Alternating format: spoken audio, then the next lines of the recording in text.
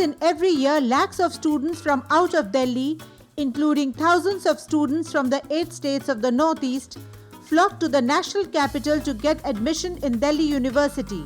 With cut-off percentages required for every course being ever on the rise, seats being limited, and demand for these seats being multiple times more, the competition is extremely tough. Aspirants from many northeastern states have an advantage here as they fall into the scheduled tribe category, but for those who do not, the general category is where they must vie for. Undeterred, thousands of youth, the largest number of who are from Manipur, continue to come every year, irrespective of having well-equipped colleges in the northeast. Law and order disturbances, insurgency, bunds and blockades are cited as the main cause which are driving the youth out of the region. Northeast students comes to Delhi because of law and order condition is not good, and even frequently bund blockade strike is commonly happening. It's every year. Even right now, law and order condition is also not good in our state, in our Manipur state, because of demanding the ILP, inner land permit. That is the main problem for the students who is studying in Manipur. So most of the Northeast students comes to the Delhi University. There are lots of insurgencies and there's no peace there at home back in the Northeast. But I think the best way forward is through negotiations with the competent authorities, respect for one another. I think that's very important. Most of the students of Delhi University vouch for the excellent atmosphere and plentiful opportunities. They said that they have many good friends in Delhi who are not Northeasterners. Such intermingling as Delhi University provides is good for national integration and to defeat racial discrimination. Many people, especially from Northeast, they face discrimination here. But I don't believe everyone is as bad as we picture.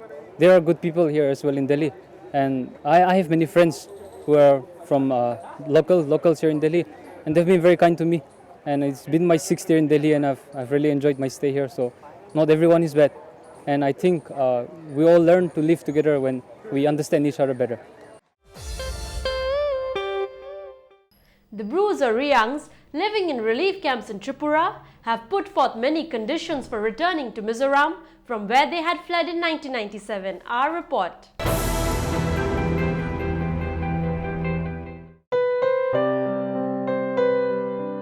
The displaced Brus or Riangs living in 7 relief camps in the Kanchanpur area of Tripura have demanded 14 new villages in Mizoram to house them as precondition for their return to Mizoram. This and several other demands like cash assistance at par with amounts given to Kashmiri Pandits, resettlement expenses, 2 years of free ration, projects for sustainable development to be given by Ministry of Donor, etc. were demanded by a memorandum which was handed over to Joint Secretary Northeast Ministry of Home Affairs, Shri Satyendra Garg, by Mizoram Bru Displaced Peoples Forum, an organization of the Brus. Approximately 40,000 Brus had fled Mizoram and settled in Tripura following ethnic clashes in 1997 between the Brus and the Mizos, and since then, these people have been staying in the camps in Tripura. Several attempts have been made in the past to repatriate them to Mizoram, and several batches have left, but about 35,000 Brus still remain in Tripura despite Supreme Court orders to them to return. Tripura governor had recently pointed out to the Prime Minister that the presence of Brus in Tripura were causing strain on Tripura's resources. Most serious problem which is confronting the state is the continued presence of some 35,000 internally displaced persons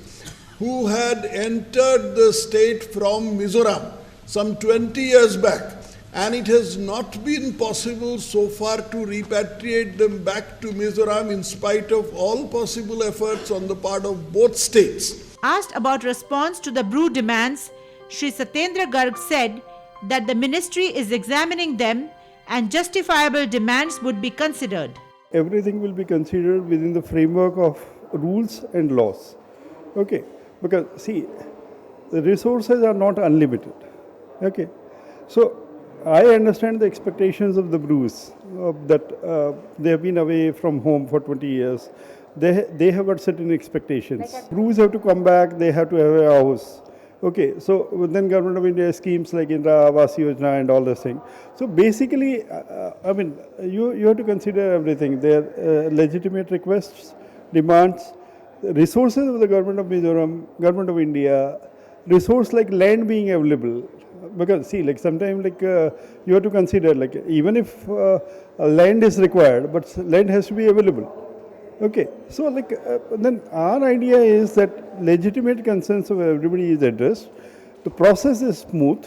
Process is according to rules, and whatever should be done is being done. Like that is our concern, and we want to ensure that this repatriation takes place and in a healthy way.